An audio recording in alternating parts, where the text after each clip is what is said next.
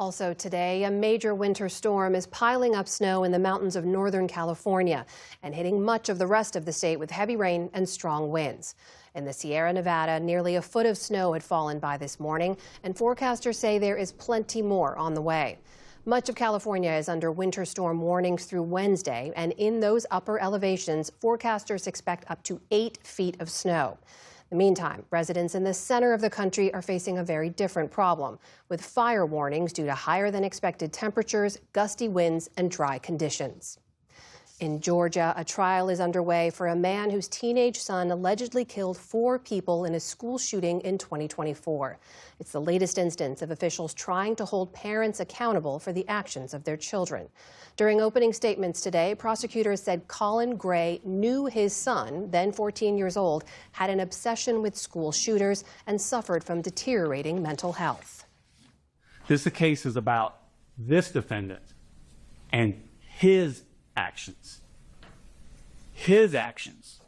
in allowing a child that he has custody over access to a firearm and ammunition after being warned that that child was going to harm others. Despite the warning signs, prosecutors say the elder Gray still gifted his son a gun for Christmas. He's pleaded not guilty to 29 counts, including second-degree murder and cruelty to children. 2 students and 2 teachers were killed in the shooting at Appalachia High School in September of 2024. Ukrainian and Russian officials are gathering in Geneva this week for the latest U.S. brokered talks aimed at ending the war.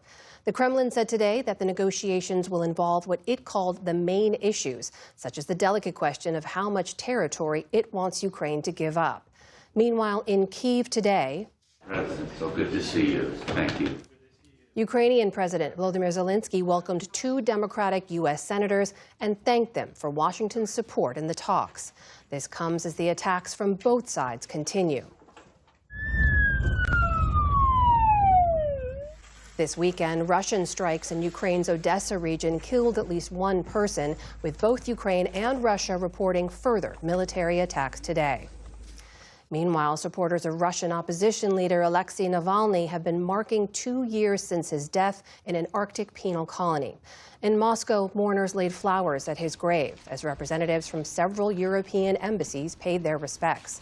The tributes come just days after 5 European nations released a joint statement saying that Navalny was poisoned with a rare toxin linked to poison dart frogs. Navalny's mother, Lyudmila Navalnaya, says it proves he was murdered and called for accountability. 2 years have passed, and we already know what he was poisoned with. Of course, we want justice to prevail and for us to know all of their names. The Kremlin denied the latest poisoning allegations, calling them, quote, biased and unfounded. And the world of cinema has lost 2 giants. We start with documentary filmmaker and producer Frederick Wiseman. Next, let's go. Quincy. In his directorial debut, Titicut Follies in 1967, Wiseman took an unsparing look at conditions inside a mental hospital in Massachusetts.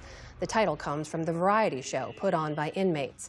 The film was banned for years, but eventually aired on PBS in the early 1990s once that ban was lifted. Wiseman went on to create dozens of films over a nearly 6-decade career that explored and sometimes exposed America's social and cultural institutions. He worked well into his 90s, and in 2016 he received an honorary Academy Award. His family announced his passing through Zipporah Films, the distribution company he founded in 1971. Frederick Wiseman was 96 years old. Support journalism you trust. Support PBS News.